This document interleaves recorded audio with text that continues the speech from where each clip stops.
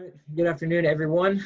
This is the second week of the hot mix asphalt labs. We would be at NCAT making asphalt, but unfortunately, again, we're still online, so we cannot do that. So yeah, we're in week 2 of 3. For this week, we're going to be mixing binder and aggregate, and we'll also be compacting our asphalt concrete samples. There's not a whole lot to it other than just the procedure of mixing it and the procedure of compacting it. There's not a lot of, there's no ASTM or ASHTO for this. You just do it. So when you write about it in your report, you'll just write about some of the specifics that I talk about on the next slide. That's what you would really want to put in your report when you talk about your mixing and compacting. So what we want to do prior to this last week, we batched samples of aggregate with limestone, sand, and granite. And we made 2 large cans and 1 small can. The 2 large cans we'll make into 1 type of sample. So we're actually going to have 8 samples made.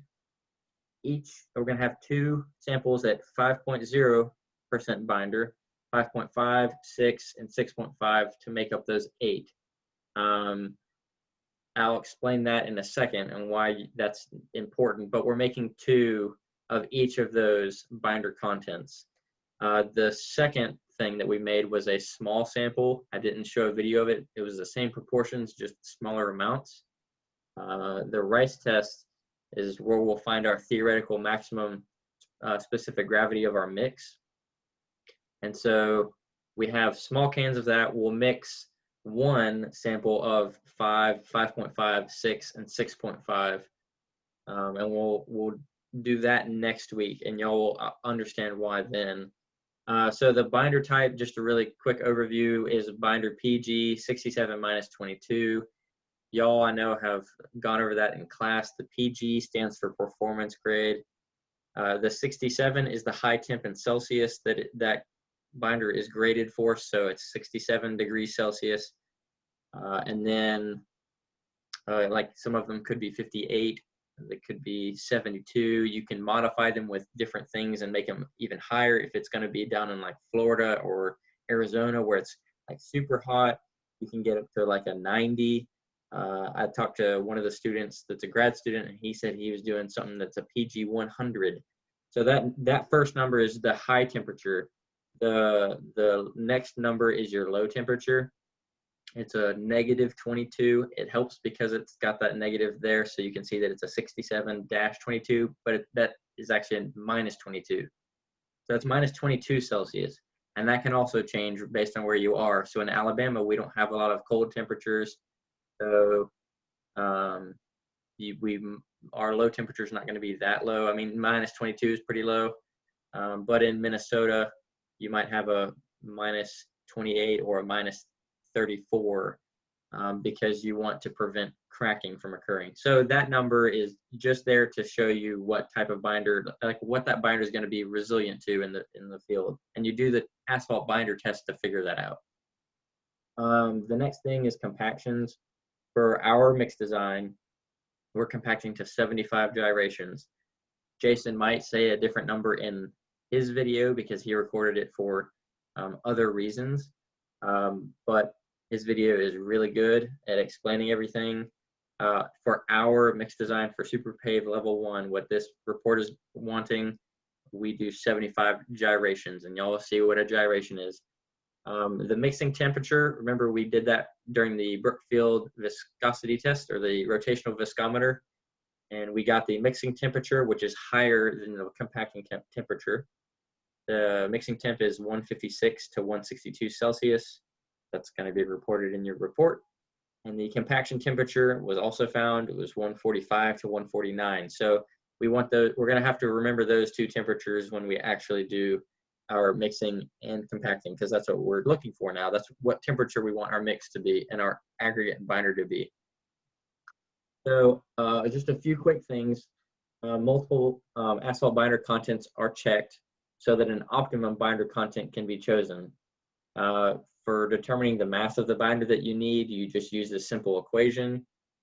I believe that it's in your notes as well. So you just do that. If you have 100 grams of aggregate and you want 5% binder, you're not going to multiply that by 0.05, because then your total weight's going to be 105 grams if you do that. And so technically it's not 5% of your mix. It's like 4.9. So you'd use this equation here to really get the exact 5% or 5.5, 6, 6.5, whatever. So use that equation when you're doing your data. So Super Pave Level 1 mix design, the VTM or total air voids you want is 4.0% air voids. That's the goal. If you have too little air voids, then you're going to have problems. If you have too many air voids, you're going to have problems. So you want to hit that 4.0%. Our optimum binder content might be really high. It might be 6.34%. It might be 5.01%. Those are just random numbers I wrote. It's going to be a precise number. You're not going to say the optimum binder content is the 5.01. It's going to be something that's in between those. And the reason why we use 4 binder contents is we want to graph them against the total air voids that we determine bulking next week. So I'll show you, you'll learn how to do figure out the air voids, and then you'll be able to make this graph. So you don't have all the tools needed to do this yet, but you'll have it at the end of next week, at the conclusion of the asphalt ones. And I have a little graph that shows you kind of what I mean with that too, just so it makes sense for right now. When you have too little binder, you have more air voids. So if you have, that's because your binder would take the place of the air voids in your pill, but it's not. So you have more air voids, and then the more binder you have, that's going to take the place of all the air in it. So there's more binder and less air. So you're trying to hit the air voids to be 4% overall of your mix. So I have this little graph here. So you can see I've graphed at 5% asphalt binder content. We got a VTM of 8, so we got 8% air voids. We actually want 4. So then our 5.5% binder content got 5. Our 6% binder content got looks like 4.2, and then our 6.5% got 3.2 is what it looks. Or no, it looks like a 3.4, and that looks like a 4.4. So we don't know exactly what 4.0 is, right? It's not graphed exactly. It'd be nice if one of these spots was on it, but it's not. So then what you do is you draw a line over from 4, the air voids, because we want this VTM of 4. Draw a line over, find where it meets that line, draw a line down, then you're going to read, oh, okay, so now you know your optimum binder content. So ours looks like, so it's 6.0, 6.1. So I said it was about a 6.6, maybe 6.7. So that's how you get your number. And then you use that found optimum binder percent right here to determine your voids filled with aggregate, your VMA, and your dust proportion. And those are all equations provided in your class. So you use this to find your binder content, and then you use the binder content to find these other values. This is theoretical. I just wrote these numbers down. Don't actually use this because that's not the right answer. I don't know what the right answer is. I didn't look at the data. I just put this in Excel just to show y'all. And that's what it's going to look like, pretty close, but it's not the right number. So we'll go ahead and get into the mixing portion of our, so Suri made this for us. So we have, when we're mixing, we have our aggregate batch that we've made prior to this. We want to heat it up to the mixing temperature, which was 156 to 162. So we want it really hot. Our binder, we also want that. Whatever binder content we're doing, we want to put it at the mixing temperature in an oven as well. Then we'll pull it out. We'll dump all of that stuff together, throw it into the laboratory mixer. That's a little drum mixer with a paddle that goes into the middle of it just to stir around the asphalt. And you also want the drum at mixing temperature. If it's really cold, then that binder is going to cool off real quick and stick to it, and you don't want that. So you got to have this drum and the paddle hot as the aggregate and the binder. Then what you do after you mix that is you dump it into a pan, so you have a loose mix, and that hopefully is going to be at your mixing temperature. If it's not, then you've done your mixing too slowly. You want it all to be done at that high temperature of 160 Celsius. Then what you do is you throw it into an oven to age it. You typically would age it for 2 hours, and you want to age it at the compaction temperature for 2 hours. After that 2 hours, then you go to your compaction phase. But we'll go ahead and watch the mixing video first to see how that works actually in a lab. And I am talking over this because Jason was behind the camera, and the mixing lab is pretty loud because of all of the ovens heating everything and all the people in there moving around, and it's just a really loud environment. So she just pulled out the bucket and the paddle for the mixer. And that oven, the big green one, she's got her aggregate in. She's already batched all that, just like we had, so you don't have to weigh it. So you just dump it straight in. Make sure you get everything, the coarse all the way to the fine. Some of that dust is rising out, but that doesn't really weigh anything, so it's not a big deal. But that probably comes from your limestone and your granite M10 that's got dust in it. So now she's mixing it up, because when we put it into the little bucket here, it was segregated with like the coarse on the bottom and then smaller stuff on top. So she just mixed it around.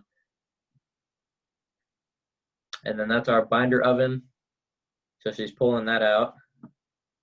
And then she's going to zero the scale, and then whatever our weight is for 5.0 or 5.5% binder content, she'll weigh that out. She's up to 190 grams of binder, 195, 200. So she's going to weigh that out until she gets it right on the spot. And then she's going to want to kind of toss it around a little bit so that the binder is not just on the top pooling around. She wants to cover some of it with the aggregate.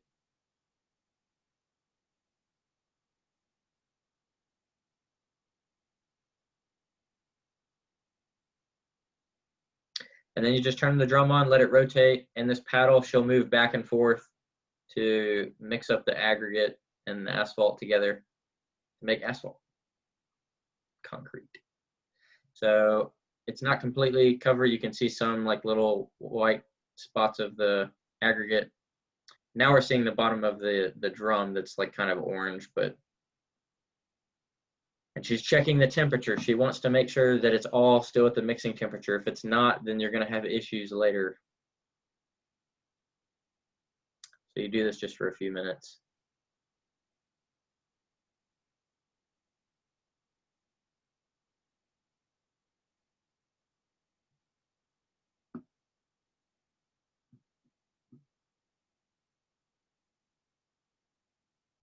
And then she's just going to pull it right out of the mixer and dump it straight into the pan.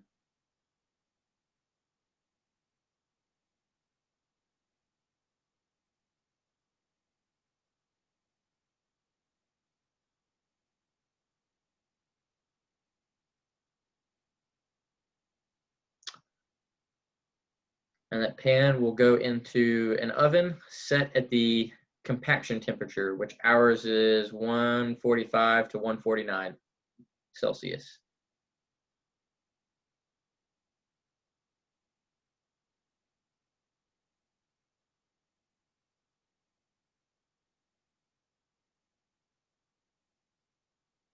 All right, and that's how you do it. So now we will go into compaction. So we have our loose HMA mix at the compaction temperature. There's a gyratory compactor. This is a baby pine. It's just a smaller gyratory compactor. I think we have like 3 or 4 of them, but we'll use this one in the lab. Remember, we do 75 gyrations.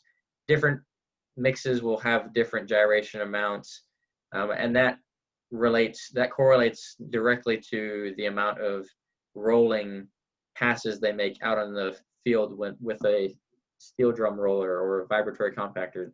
So that's how you compact it comparably to the field in lab. And then that makes a compacted HMA mix sample. That's what it looks like. So we'll go ahead and watch the video. This one does have sound. It is still a little loud, but hopefully you'll be able to hear Jason the entire time. And he just talks through the process.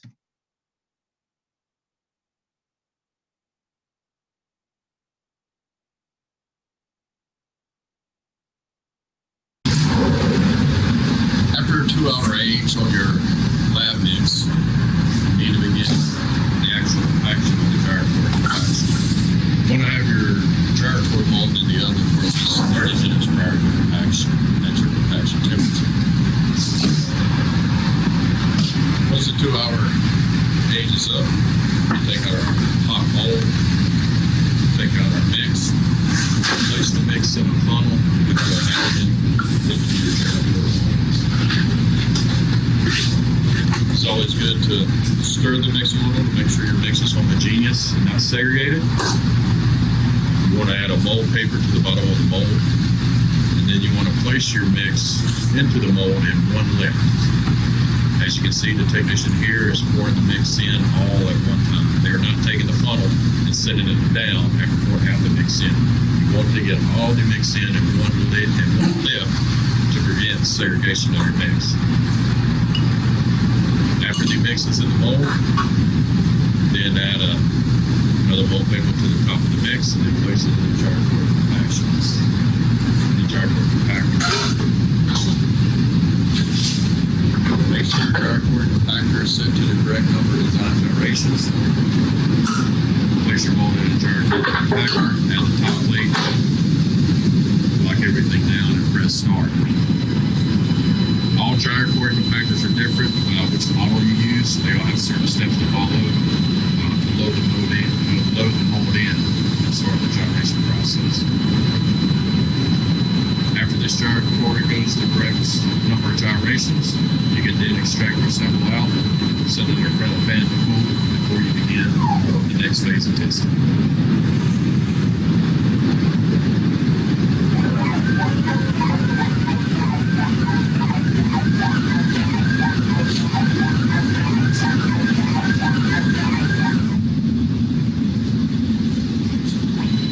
So after the compaction is complete, the gyratory compactor will save all the height lid to a USB drive.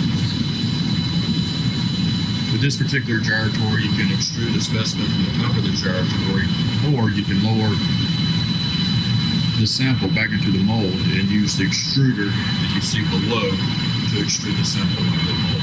This technician is going to use the extruder that is located outside of the gyratory for extruding the sample.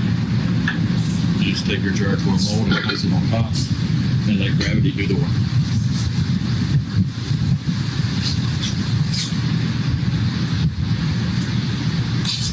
Once your sample is completed, you can now set it on the counter to cool down or set it in front of the fan to cool down for further testing. So that's the process, super easy. And what you want to do is just take the sample and just go set it down and let it cool. And we would let these sit out for a week until the next week's lab when we'd go and do our bulking. So we have 8 of these pills, 2 of them at each of the asphalt contents, and then we have 4 loose pans, and y'all will see that next week. It's for rice specific gravity. So it's the same mixing for both of them. We just compact the sample and just leave the sample out and let that one cool to room temperature. So that's all I have for you. I hope y'all have a good day.